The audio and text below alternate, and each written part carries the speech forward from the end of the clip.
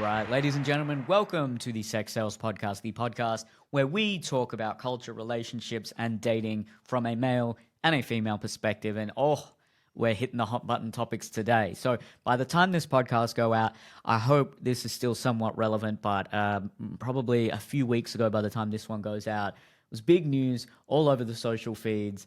Jonah Hill's leaked texts. So we're going to delve into that one. But before we do, Eliza, how are you? How's everything going? I'm good. Nothing to report. Same as always, but I'm happy, healthy, in a good mood. How are you? Good on you. That's nice. I'm good as well. I've been traveling a fair bit, so I think it's catching up with me. I might take a few days off in August, but otherwise everything's good. What are you gonna do when you take your time off? Do you just like relax at home, or are you gonna go somewhere, or you're like, I need to stop traveling and just recuperate? Probably just relax at home. I always feel it's funny because when I do take time off, I end up doing things that I think are quite unhealthy, like just scrolling on the phone and binge eating Maccas or whatever. Yeah. And then I sort of tell myself, I should be, or it's fine, like it's just once a week or whatever. But then I also think, even in my time off, should I be doing something productive? What do you do do you even get much time off? And when you have that time off, what do you do? Adrian, when he has time off, he just like, if he doesn't relax, he gets stressed that he's not relaxing on his time off. But when he is relaxing, he's constantly like, I feel so unproductive, and he's stressing about it.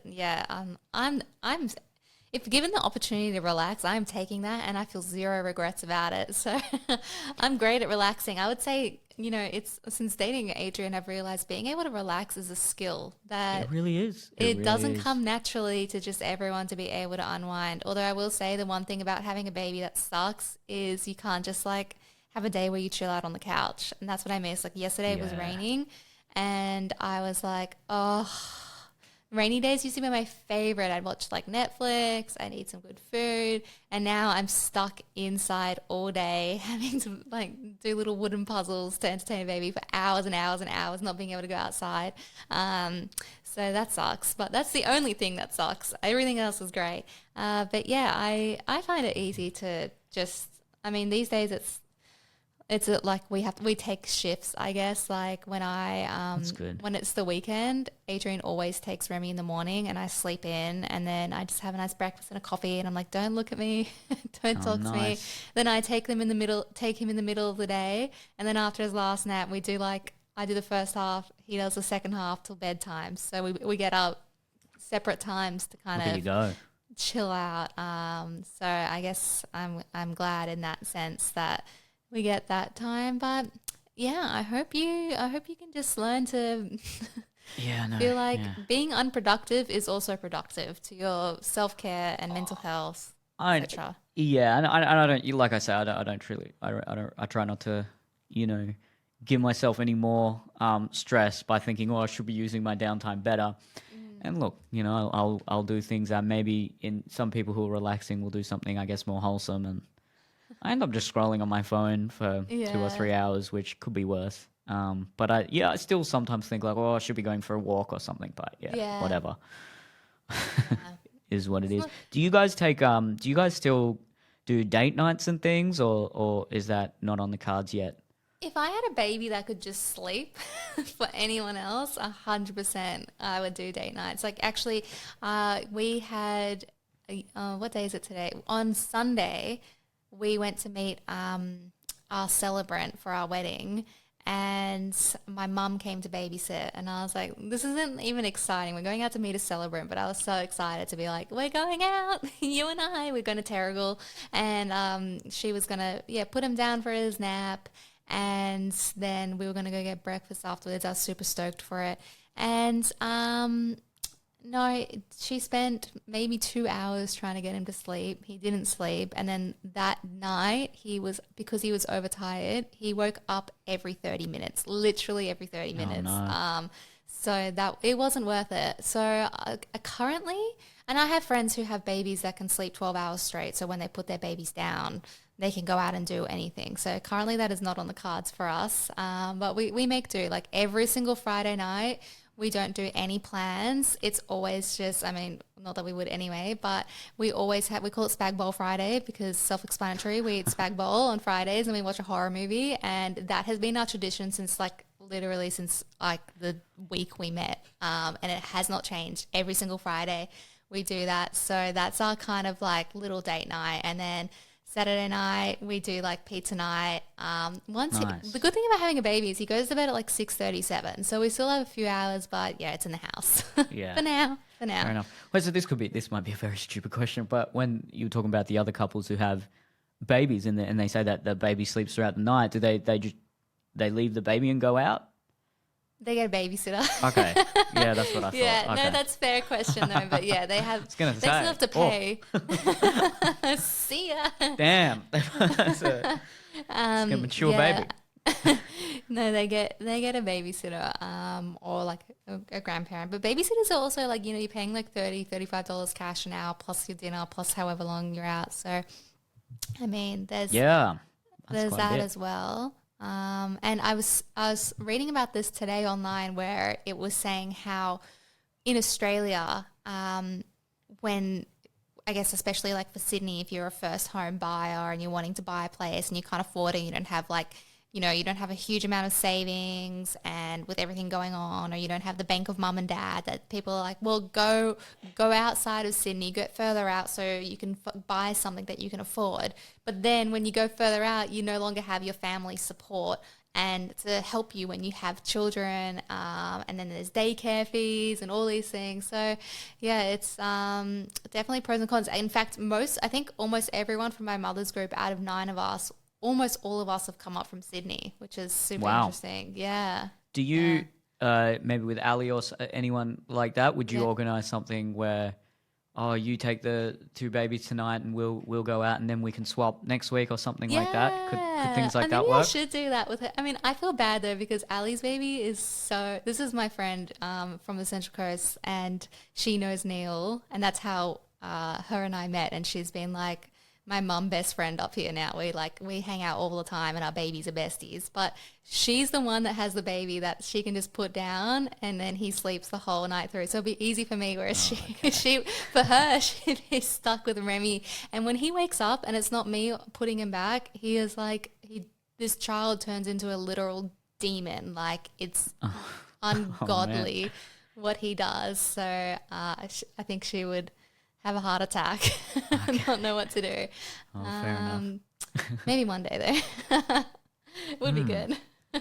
Yeah, it must be hard to the first night you leave the baby with a babysitter or even a relative. It would be a big thing because be so protective. I've tried a few times with my mom and Adrian's mom, and they're like, that was shit.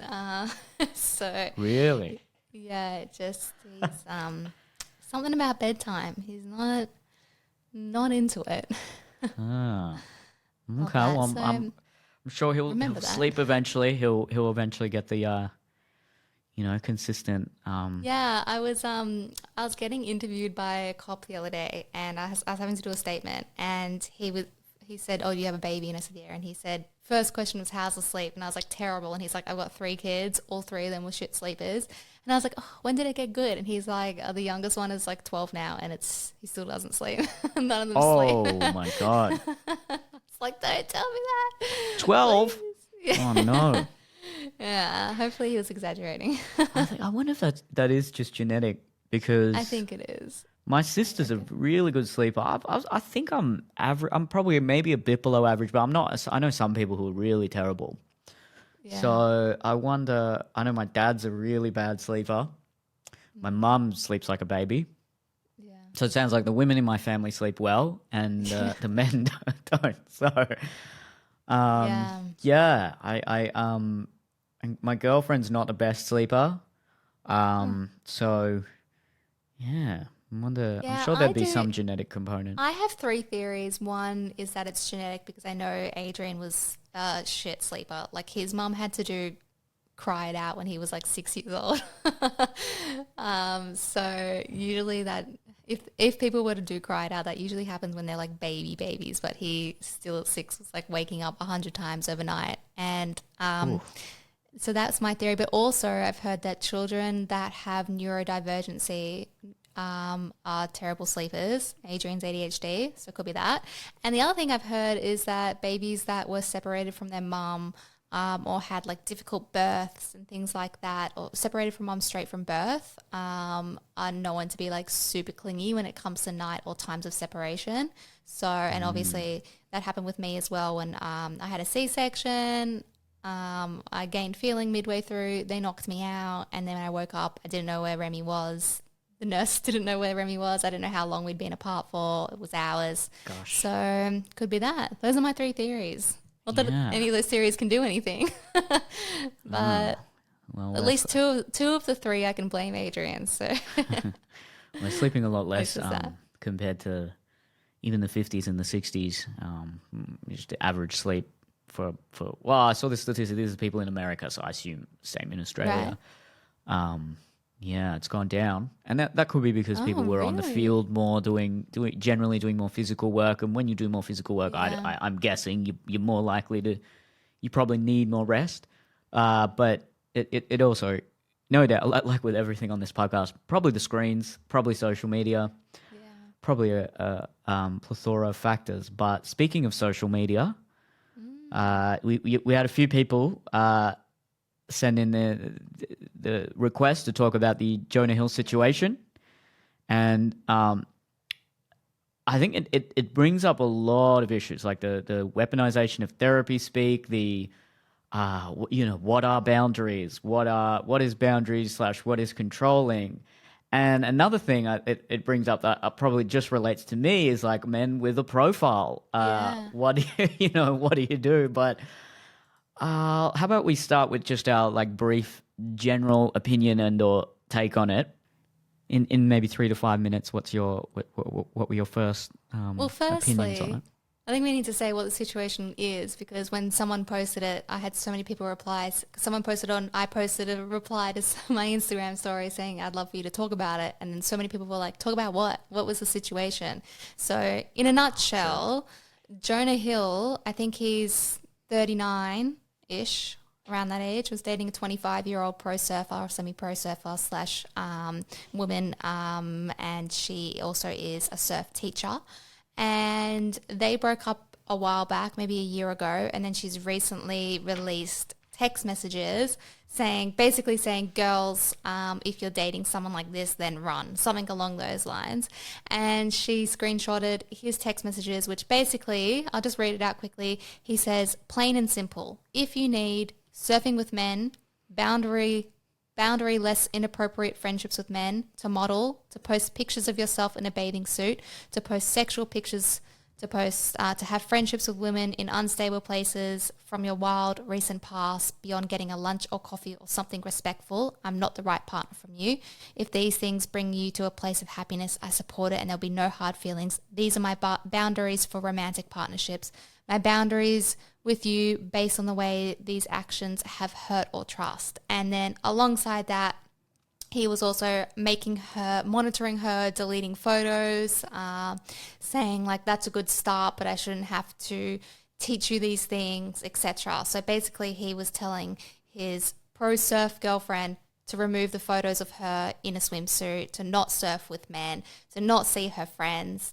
And then the internet, surprisingly, I thought everyone would be like, whoa, this is like abuse, this is super misogynistic, blah, blah, blah. But I actually found that there was a lot of people that were kind of torn on this. It was almost like borderline 50-50, the views. And you sent me a video of like a talk show host like Breaking it. points. Yeah, there was the 4 of them, comments, and yeah.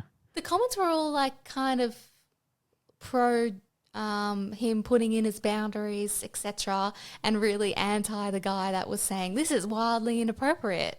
Don't date a surfer if you don't want her uploading photos of her surfing. So yeah, it's been definitely a hot topic at the moment, especially on social media.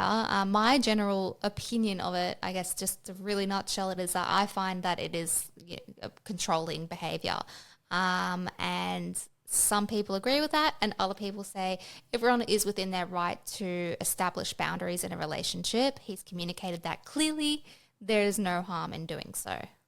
So what are your thoughts? I think it is definitely I just don't like these words we use. I think there was a lot of people saying he was a narcissist, and then there were people calling her a narcissist for screenshotting. Yeah. I don't think well, I'm not qualified to say either of them are a narcissist. I think that's an assessment that a psychologist needs to do.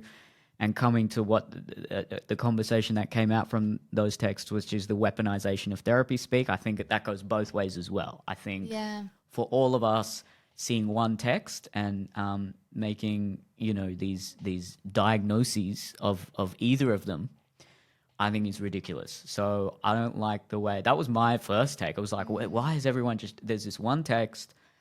And to be fair, I think it looks controlling. It looks a bit much, but at the same time, I also empathize with like, all right, he said this, and if that's how he feels, if he doesn't like his partner doing those things, it's better he gets that out into the open. And if I was dating someone like that who didn't want me posting any photo of me shirtless or any photo with me with another girl, I'd rather they just say it in a text like that, and I'd say, okay, I don't think this relationship is going to work. So yeah, I'm in two minds. I would say that the text did seem excessive and he seems insecure, especially the surfing thing. It seemed like, all right, well, why have you chosen to date a surfer, dude? If you don't like her posting photos in, and then some of the photos, I don't know, I can't verify this, but, someone was posting something saying this was the photo he was talking about, and it was her. Not even really in a bikini. It was like in a wetsuit with the top just in a wetsuit, down just or something. on a board. So yeah, surfing. He's an insecure guy, and then it's hit a nerve with a lot of people on either side of the aisle, hasn't it? So Yeah. I'm not willing to say. The other thing is that it's just one text. What if there was a line of text before? What if she was? It sounded like he was exasperated or something, and he was like, "Oh, you've done this thing again. Look, these are my boundaries." Not to say that justifies a text like that, but I would love to know. I just think I'm just very hesitant to make any judgments and major comments on it because it's one text, and I'm sure everyone listening, both of us, if we took the worst text we've ever sent in our life and someone just screenshotted it, it could make us look pretty bad. So I'm just very hesitant to make any judgments about his character. But I will say the text, the initial thought of that text was like, all right, this does seem a bit, this seems excessive, what you're asking. Yeah, But if you feel that way, it's better to say it. There is more than one text though, and there's just that one that's gone viral. So there's other ones from different days where he was saying, I also don't want you modeling at all. It's the last profession I would date someone with, yet he dated her as a model anyway. And then what he said, I found that was really like condescending and controlling, is basically saying, go model then if you want to, basically saying model and I'll leave you, but yeah, there's real depth and substance, so suitable for relationships for her to be a model. So I think at the heart of it though, I think it's not even about the bikini photos or I get wetsuits photos or surfing. It's the isolation and controlling that if any cycle of abuse or anyone that has studied like domestic violence or abusive cycles, these are literally the signs that they point out to you as the beginning stages where they try to justify isolating you from certain things. So he's isolating her, one, from other men. You can't surf with other men. Two, isolating her from her literal career. She's a surf teacher, so can she no longer teach men? How does that work? Three, isolating her from certain friends, saying, no, any friend that I've considered to be boundaryless, then you can't see them or whatever, or unhinged, whatever word he used. Controlling what she can post on social media. And it's not that he's necessarily, this is the bit that people are getting confused about, saying, well, he's not controlling her. he's saying, these are my boundaries, and if you don't respect them, whatever. The definition of boundaries are things that you set to yourself, or limits that you set, or expectations that you set personally for yourself. So my personal boundary is I don't do this. That is not a personal boundary for you to say you cannot do A, B, and C. Otherwise, you bear the consequence, or you cause the consequence of this relationship ending. And you touched on a really good point about the weaponization of therapeutic language, which is basically what he's doing is he's saying, these are my boundaries, and using language like that and being very succinct in order to make it seem justified and make it seem like it's an emotionally mature and appropriate conversation to be having. I can disclose these things and expect these things from you because I'm going to categorize it as a boundary, which almost softens it or whatever. So I think that that's a really harmful use of therapeutic language. I actually saw a video that was done by a therapist. He's my favorite therapist on TikTok. He's called Therapy Jeff, and he was unpacking it, and he was like, this is just, it is manipulation, it is control, and it's so harmful to use this. And even just using therapeutic language and weaponizing that is also a form, and a further form of control. Not to mention the age gap and the dynamic, the power dynamic that also comes into play there. So I do agree as well that it definitely comes from a deep place of insecurity, but and not even to mention the double standards, like him having on-screen sex scenes or kissing women, etc., going to premieres with Hollywood's most beautiful and sexy women, yet she literally can't do her profession of surfing next to a man. It's just, it baffles me. It's shocking. Yeah, and okay, so there's a few things there.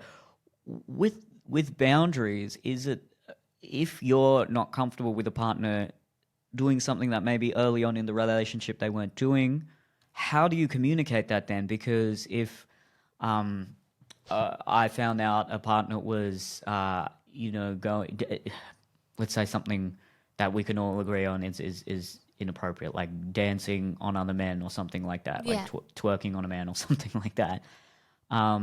The way I'd communicate that, if it was through text, would be, hey, look, you dancing like that with another man, that's a major boundary for me. I'm not comfortable with that. And, most people, I hope, would agree in saying I'm in my rights to say something like that. But it is me asking it is me telling the other person, hey, this is something you're doing that I'm not comfortable with. Yeah. I think that the difference is that with those examples like that, like you're sniffing cocaine off someone's tits, or you're dancing on someone, or you're doing things like that, those are almost universal boundaries that it is, fair and justified and common in relationships. Not saying that there is rules for every relationship that should be the same, etc. However, his boundaries are specifically just limiting her in, like I said, the career, friends, modeling, surfing, social media, etc. It's just limiting her and isolating her. And people get really, and rightfully so, cautious when a man is dictating what a woman can and can't do. And so I think that the difference there is just that he isn't saying, he's written a list of things that she can't do and engage in order to keep him satisfied, rather than saying a mature approach would be, I am dealing with insecurities of seeing attractive photos of your body online and knowing that other men find them attractive. Like, I'm dealing with insecurities about this. Can we talk about this? Can we come to an agreement together on, is there a compromise? Is there something we can do together in order to mitigate these feelings I'm experiencing? There was and someone made a really good point on TikTok, there's no teamwork in this. I guess that is represented at least just in these texts. There's no teamwork in this relationship. It's just him saying, meet my expectations or leave, rather than how can we work together in order to make this relationship really safe and fulfilling for both of us. And do you agree with this? And can you compromise on A, B, and C? So I think the fact that it is just literally written as a list really irks me as well, like so blunt to it. And another thing that I guess a point of controversy is that this came out, I don't know if it actually came out at a similar time, but he has Jonah Hill has a Netflix documentary of his work with his therapist. So people are saying this is like so ironic, and that anyone that is doing true therapy work wouldn't be gloating about it, saying, look how amazing I am, and doing a documentary on it, and that it's just further perpetuating and demonstrating his alleged narcissism, etc. So, and I think you made a good point as well about being in the public eye, and that's something that I want to hear your thoughts on as well, because yeah, like it's so public. And then his response to this whole controversy, he messaged, I don't know if you saw these texts because I only just found out about them today, but he messaged the ex-girlfriend saying like, I will never be able to trust again. This has been such a big breach of my trust. And then she posted those texts as well, which I thought was pretty brutal. And that was a bit uncalled Yeah, I saw for. that. Yeah. Well, I felt for him then. Yeah. Yeah. But I want to touch on what you said before, though, like universal boundaries. I think we're in a bubble. I think we are, millennial. I've been in the arts. You're very progressive, and I don't think what we necessarily think are universal boundaries are universal boundaries. I think there are other couples that would have very different ideas of what is appropriate. I know that a radio station recently talked about some texts as well where they shared rules that a couple had for each other. Now they were simultaneous, so it didn't seem as lopsided. They for probably you and I might perceive them as extreme. It was things like, you can't have a friend of the opposite sex, you can't contact people of the opposite sex. It was things like that, which a lot of people, but not everyone would think that's extreme and that's controlling for both people. But I think we did a podcast on this. If two people are genuinely in agreement on those, and they no one is feeling coerced, and they both abide by those, and no harm done. Yeah, and so this, what is boundaries for a progressive millennial or Gen Z, maybe more secular modern couple, can be very different for other cultures or other age groups. Yeah, that's a very good point. Yeah. And then the other big thing that people were talking about was, I know in that video I said there was the concept, there was the I liked that discussion because it was, well, one of them's two of them are right leaning and two of them are left leaning, and I'm sure you could probably guess who was who. But the female who's right leaning was actually saying, at what point is this infantilizing? At what point is it that, okay, a man like that sends a text like that, and if I had a text like that from a female partner, I'd say, all right, this is, whether it's cause to sort of end the relationship, it's something that I'm not going to do that. And that's what a lot of people were saying. And I'm in two minds about that, because when you're in a really intense relationship, in fact, particularly if it is one that is born out of insecurity or toxicity or something like that, yes, it's definitely not that easy to leave.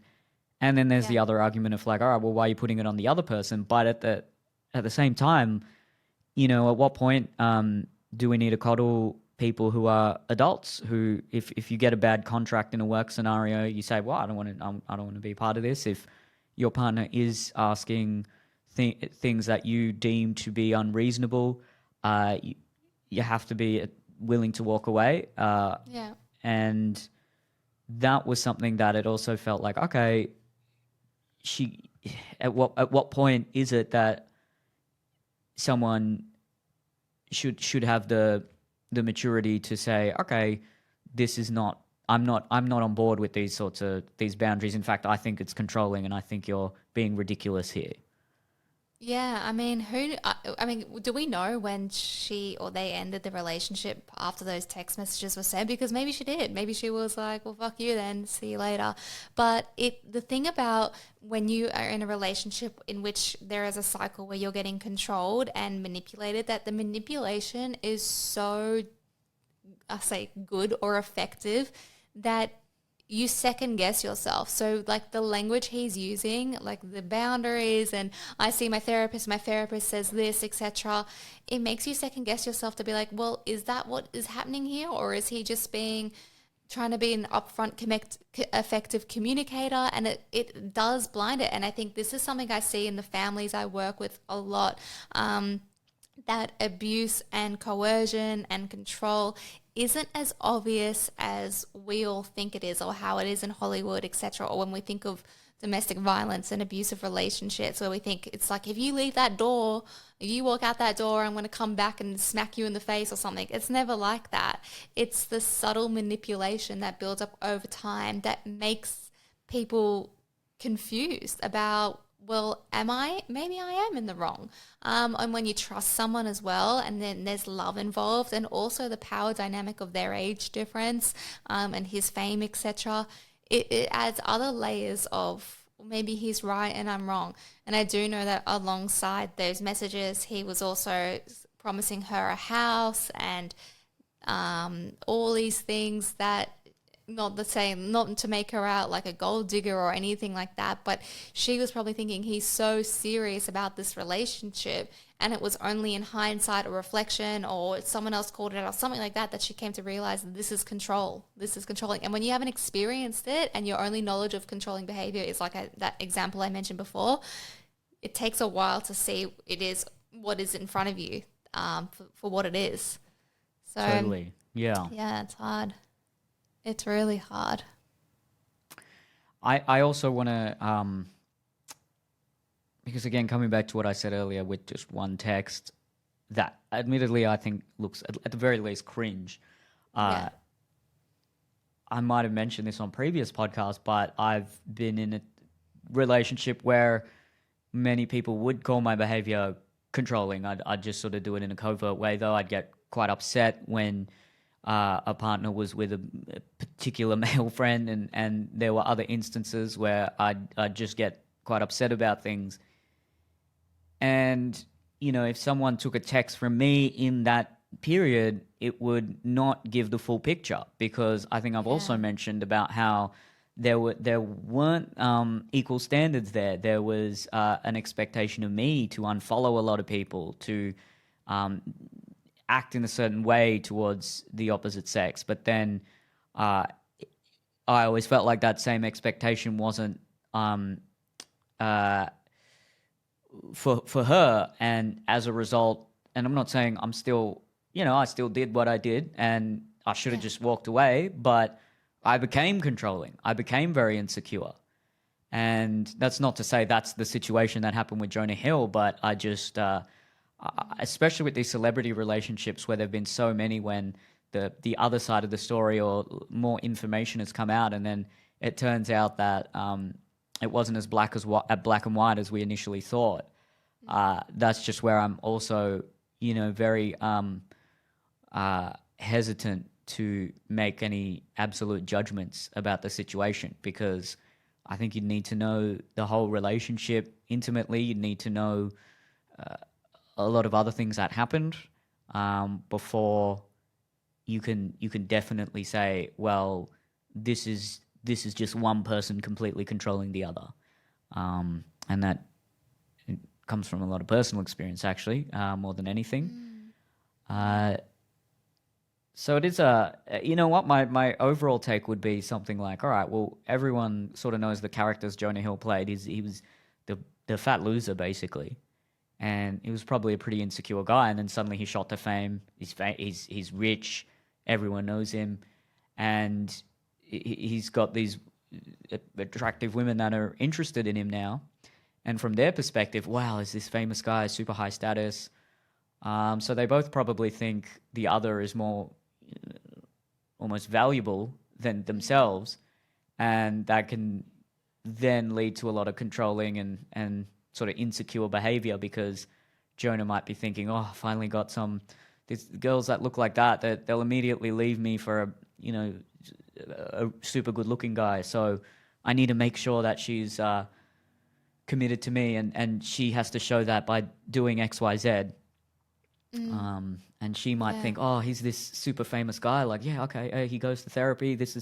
I have to do this or something. So Yeah. it's Or in the reverse as well, where he might be thinking, I'm really famous, I'm really rich. Do what I say. It's as simple as that. If you want to date someone high status like me, you got to be doing A, B, C. And could I be, think yeah. you made a good point about like the contextual information and perhaps and a lot of people agree with that. I've seen people talking about that, and other famous people coming forward saying there's more to this story than meets the eye, and then they're releasing text messages of the ex-girlfriend. What's her name? Is it Sarah? Yeah, I think it's Sarah. Yeah. Of Jonah's ex-girlfriend. Oh, really? What have saying they? well, Oh, sorry, go on. basically, they're saying that she's releasing these texts now, like a year plus later, because she's really bitter that he's moved on with someone else. He's given the house that he promised to her to someone else. He's just had a baby, etc. as well. And then those people have released texts where Sarah was saying stuff like, what the fuck? Only 5 weeks ago, Jonah was sexting me and now he's got this new girlfriend. Like, so people are saying this isn't coming from a place of like, I'm a victim and warning women about the signs of abuse. This is coming from a place of revenge and anger, etc., and jealousy. And whilst I think, it's interesting, I still don't think it's entirely relevant because those texts still demonstrate controlling behavior, and perhaps she was equally controlling back, in which case I would say, well, they were both abusive and controlling, and perhaps she put him into a place of insecurity or whatever, but regardless, those texts were still controlling. And I think, it's a good point and a good devil advocate to be like, well, that's not necessarily a snapshot of their entire relationship. It could be a period of time, it could be like a low moment, and those are really valid reasons. And I guess it's hard without Jonah's like actual not putting a formal response out, but I think that it is an important discussion because it is important to recognize that, okay, regardless of if he is a controlling or an abusive person, that's a different question to just saying these texts are abusive and controlling in just that one series of messages, not necessarily putting him in that category himself. And it's important to have those conversations and make that difference and differentiate that and state that, because people otherwise will dismiss controlling behavior and say, it's not controlling, it's just boundaries or whatever. And then it further perpetuates the issue of I want to say people being put into cycles, but especially women being in a cycle of control by men in power, or just men in general, where they're being told what they can do with their life, who they can see, where to work, etc. And it's really important to call that out. So I do feel conflicted because on whether or not it should have been called out, because since finding this information, I feel like, well, it was being called out from a place of maliciousness, which doesn't seem fair and it doesn't seem right. But at the same point, and I'm not saying like, I also don't think that it's at the point where he says that where I'm like, Jonah needs to be held accountable or he needs to be charged. I don't think it's at that level, of course, either. So I do feel conflicted about, was that an appropriate or helpful thing to have put out? It's certainly educating a lot of people, and a lot of great discussions are coming from it, and a lot of great debate, which has been really interesting. But yeah, is it at the expense of him, or is it karma? So it's a tough one. I don't know how I feel about that aspect in particular. I think if you receive a text similar to that and you don't agree with those, and you're not expecting the same thing of your partner, it's not cause for immediately thinking this person's abusive and controlling, but it's cause for you to talk to people and get a third opinion and talk to someone you trust, saying, hey, look, my partner sent me this text. I'm not sure how I feel about it. What's your take? And I think that would probably be the best take I'd interpret from something like that. Because look, I do think the text, nothing I'm saying here is there are some people saying, oh, that text is, fine. He's just setting healthy boundaries, and it does seem a bit. It's she's a surfer. Like, what are you doing? It just seems a bit ridiculous that you'd expect this from someone when it's her profession. Yeah. And unless you said something like that at the start of the relationship, it just seems strange. Yeah. And saying things like you can't model and that, why would you date someone then if they're in that world, if they're in that kind of profession? So I would be critical there. But yeah, I'm just so hesitant to make any judgments, knowing what has happened to other celebrity relationships when Yeah. more information comes out, and knowing that other people have very different ideas about what is appropriate for their partner, and it's mutual, and also knowing that you can't. I don't think I agree with what you said, that a text can be controlling, but it doesn't necessarily mean that a person is controlling, and Yeah. they can be two very different things, and you need to see a pattern before you make that kind of judgment. Coming Yeah. back to what you said about the yeah, because that's the other aspect. Here's a man with a profile whose texts are being released, and yeah, I can. I'm obviously not as famous as Jonah Hill, but I can relate to him when he says that other text about this is, now I can't trust anyone, and this kind of Yeah. trauma and things, because yeah, you leave a digital footprint, and then like I've said, I'm not perfect. There's been texts where I've been angry, where I've been insecure, where I've been pretty brutal sometimes, and I regret it, and I am not necessarily proud of it. But if someone screenshotted that and made it seem like this is who he is as a person, I would Yeah. be really angry. And then if you come out with anger towards something like that, it would almost prove the point. So Yeah. it's in this kind of climate, I suppose it's a risk you take if you are a person with a profile. You know something like this can happen, and it can make you a bit not paranoid, but just extra cautious about certain things. But yeah, look, I know that's not something everyone can relate to necessarily, but it does make you think, well, I've heard stories of male celebrities getting their manager to approach a woman that they're interested in, and sign an NDA before they Yeah. invite them to their Yeah. hotel and things. And I always used to think that's so excessive, but Then you seeing kind of things get like it. this, you kind Yeah. of you kind of get it. And Yeah. yeah, that part of it is it's just the context. That's the main thing for me. I didn't like that so many people are just. I understand people are relating that to their experiences, and seeing a pattern across other society, but when people were saying, and this goes to both of them, because that video I sent you, they were calling, well, the two right leaning people were calling her a narcissist and saying, look how self-obsessed she is. She's just vindictive, posting this screenshot. And then the others were calling him a narcissist, saying like, well, look, it's such a strong word. And Yeah. I've talked about this on many podcasts. Only a Yeah. psychologist can say that. And Yeah. they have to do a rigorous assessment. And Yeah. more likely than not, they're not narcissists. Well, it's Hollywood, maybe they are, but they're not. They're insecure, or they've got character flaws. And I think that's where this whole, you'd see these statements like narcissists will always weaponize therapy speak, and that's a hypocritical statement, because here you are making a therapeutic judgment about Yeah. someone. Yeah. So I True. totally agree that there's been this misuse and manipulation of therapy speak. And I mean, let's be honest, we're in this culture, and I've probably done it on this podcast, but I've Yeah. also Yeah. spoken about how it's excessive, and how people will, be quite dismissive of the complexity of another human being by just labeling them as this one thing. And uh, I agree with that general sentiment that they're in this sort of therapy culture. There are people who will just misuse a lot of these terms, and do it in a way that makes them feel a lot better.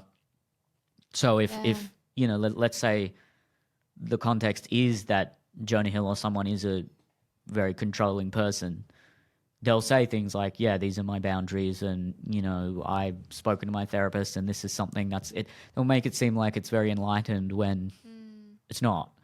Mm. And I think that goes both ways, where there's other people who will diagnose celebrities as this person is a psychopath or this person is, you know, yeah, narcissist seems to be the overused one, the common one that is I don't like the way people throw that word around.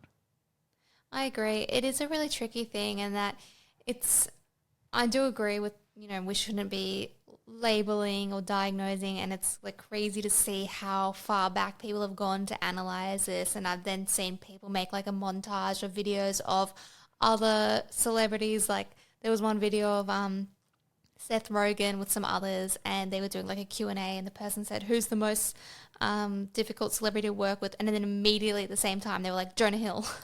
And then everyone was like, see, like it's always been like this. People have always complained about him, and he's narcissistic and this and that, which it is actually invalidating the control and manipulation tactic of therapeutic language or weaponizing that.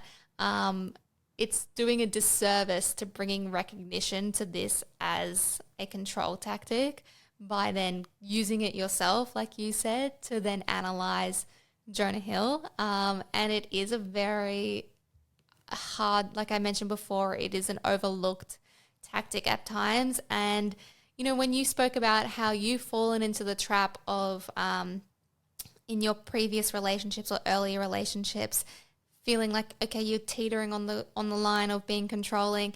And I, in the same sense, have teetered on the line in very early relationships when I started studying of weaponizing therapeutic language and emotional intelligence by probably being patronizing and trying to explain to someone how they felt, etc.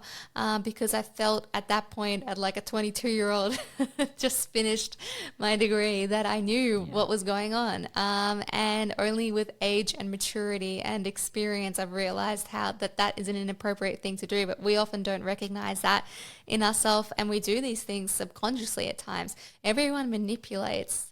You can sit and say you don't, but you do, and you do it in ways that are so subtle at times. Like, yeah, you can go out to the bar, pull a little face, a little eyebrow twitch, or a little eye roll. Like, that's manipulation. That's putting guilt onto someone. We all do it. Even I do it. I can't think of an example, but I know I probably do.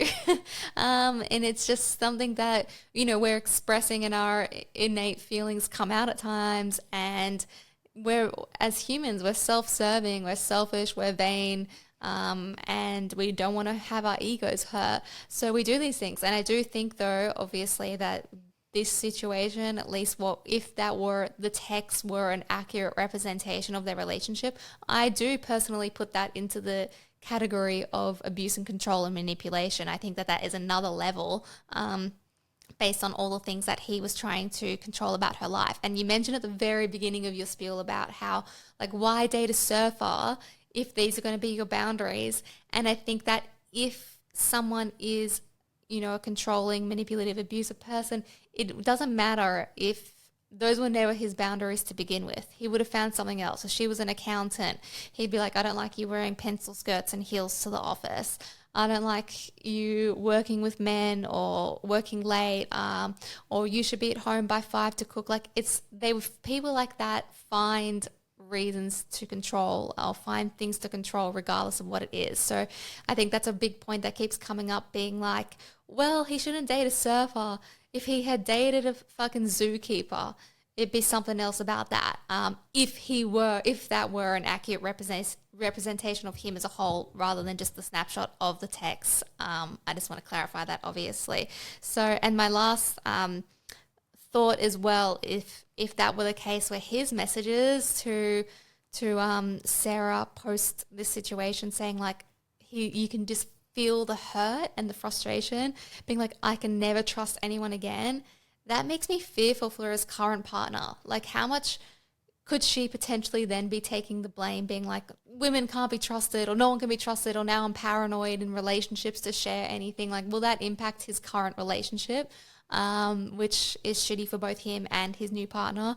Or will she be getting the brunt of things? There's so many things, but then also you don't want to speculate so much and just draw conclusions based on these things. So I don't know. I feel like I'm just like talking in circles because I keep wish-washing on like how I feel about, I feel empathy for him, mainly more for the girlfriend, of course, being a victim. But it's a shitty situation all around. And then, of course, the other things that have come to light since, where I don't know if you saw, I can't remember her name, Alexis, someone. She was an actress from Zoe 101, has come out saying that when she was 16 and Jonah Hill was in his mid-20s, he sexually assaulted her, I won't say just, but he like forced her into a kiss when she was underage. And then that's opened up a whole new a whole new bunch of issues where he's now seeking lawyers for that, and people are discrediting her. It's just getting so complicated, so messy. It's kind of like what you and I are talking about in the podcast we filmed with Matt about the Me Too movement, where it starts off as like really important conversations happening and really great and essential information coming out, and starting great conversations, and then people get so swept away and carried, and then it branches off into like 100 different things, which is already happening to this. And at this point of us filming this podcast, it only happened like 3 days ago. So who knows? It'll happen by the time this podcast is released. It'll be tits up. Well, that we're going to release that podcast after this one, so that is a good one. Stay tuned then. But, stay tuned. Okay, well, I think I've talked about my general take on it, and I'm just very reticent to make a really absolute judgment. But I will say, if you are a man who feels very uncomfortable with a girlfriend doing things like posting, okay, look, if she's in a lingerie photo bending and it's overtly sexual, I think a lot of people would agree that might not be appropriate depending on her line of work. But if it's, say, she's a surfer and she's in the top of her wetsuit is down, or if you feel uncomfortable if your girlfriend's with if, say, there's a really good-looking single man at the office and you're always worried, like, wow, what if she's going to cheat on me? If I say anything, if she's mad at me one day, she's going to cheat on me.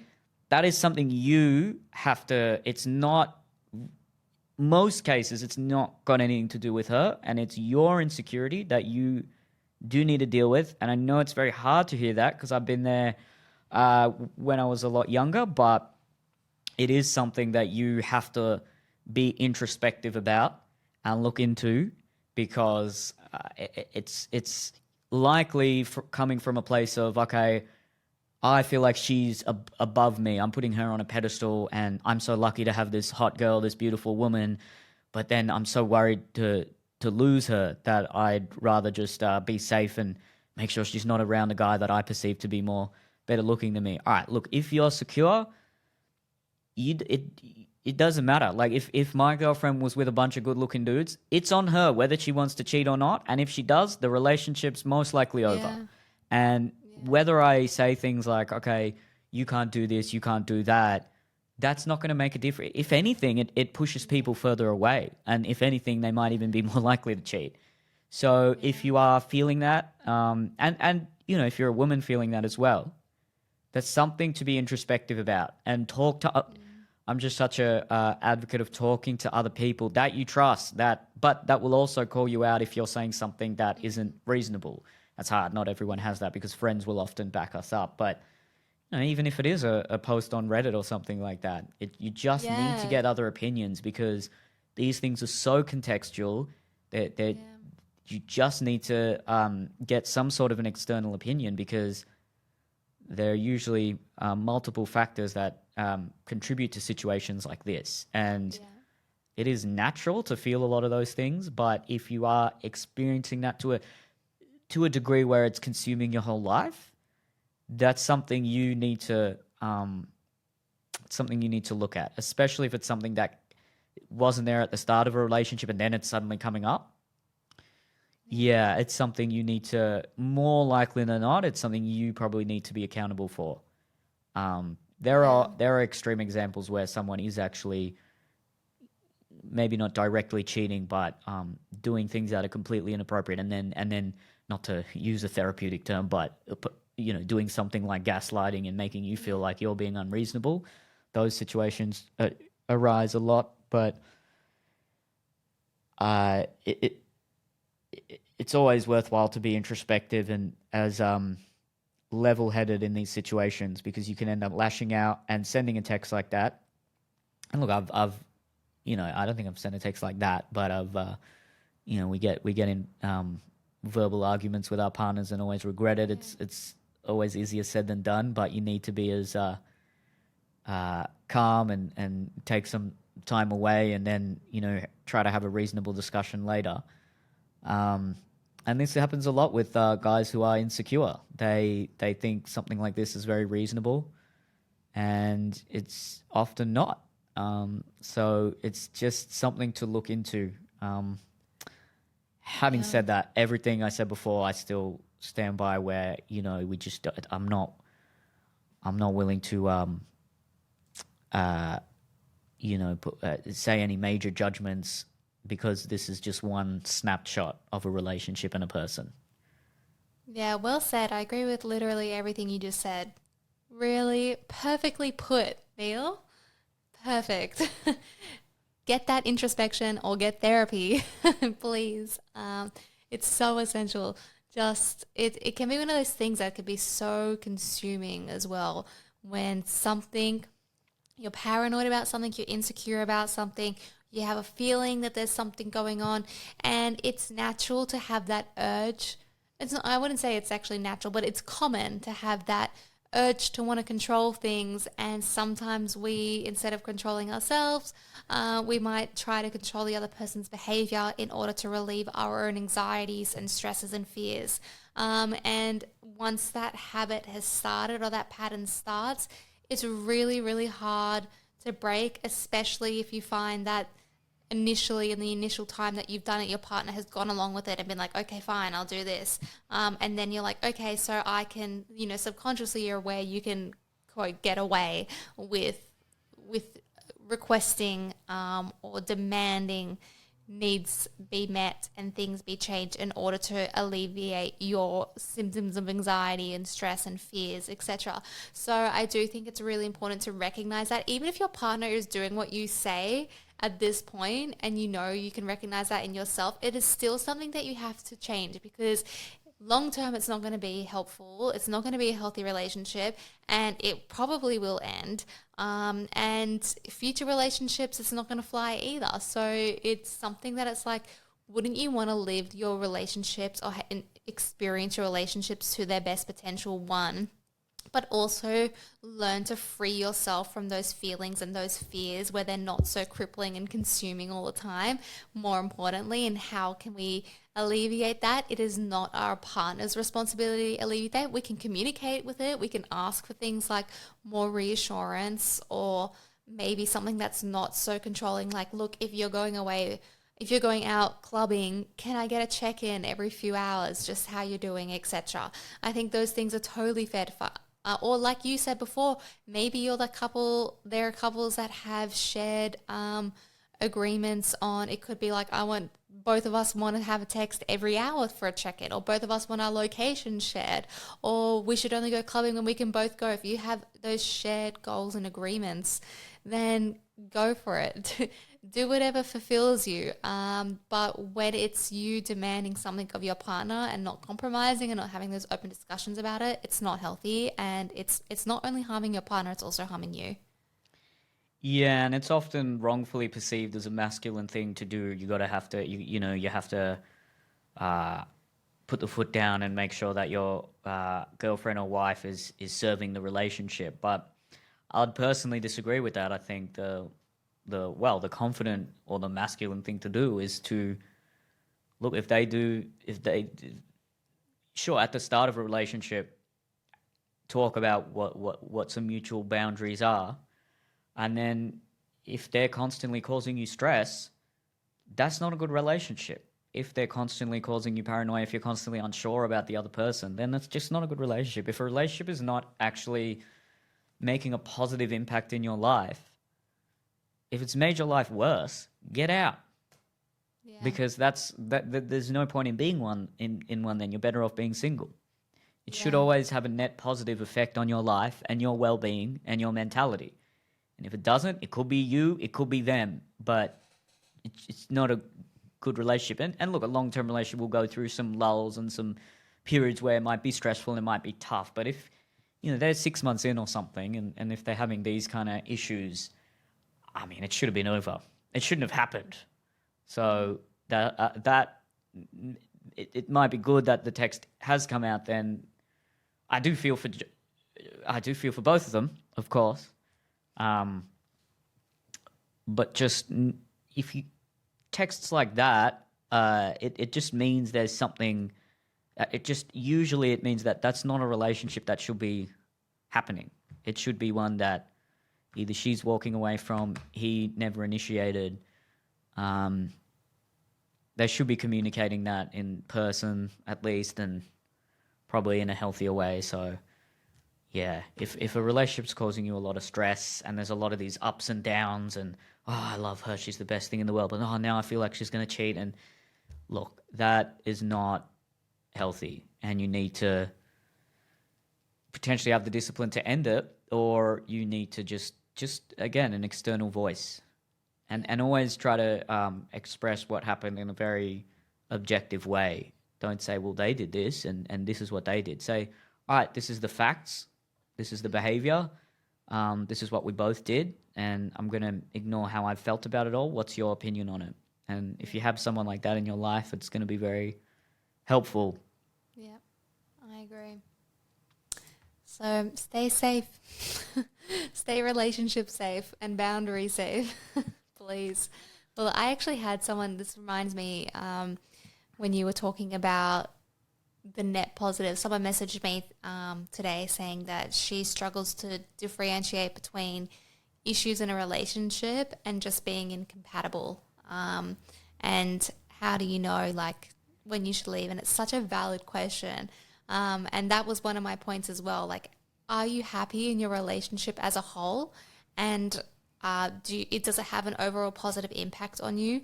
And how often do these issues come up? Are they the same issues? Are these issues being resolved? Can they be resolved? Are you asking for changes to something that is deep to their core as a person, or vice versa, that cannot be changed, like perhaps religious views, etc.? And then, of course, like what is the compatibility and discussions about the long-term relationship goals? Do you both believe in marriage, children, living arrangements, financial arrangements, schooling views, all those things? So I think it'd be good actually to do a podcast on that, the difference between issues and incompatibilities in relationships. But yeah, it is such a, I think a lot of people struggle with it. And I'm one of those people that it's like, I find it easy to recognize and would leave it. And then I have a friend who has studied, we went to uni together. She's also studied counseling, behavioral science and other things. And she's the type of person that is, despite, having that knowledge and experience, will hesitate and really, really hold on to a relationship, even if it were to be unhealthy. That's just who she is as a person, because she believes like, we got to stick it out, fight it out, or is this something you should leave over? It's such a hard point to be. And that's why I understand why, when texts like this can come up, why people saying, why are you staying in a relationship? Because I mean, the texts, although they are controlling and manipulative, it's not like he's threatening her life. It's not like it's as clear as, it's not black and white, basically. There's context to it, and perhaps afterwards he might have said, sorry, I know that was a bit, ABC, that was a bit over the top. And who knows what happened before and afterwards, which I guess, that brings me to that point that I was saying, that the text messages are abusive, controlling, but doesn't necessarily reflect him as a whole person. It could, but not necessarily. So I think that people can be really confused about when to leave a relationship, whether it's appropriate, should they fight and try and make things work, should they hash it out, are all relationships worth saving?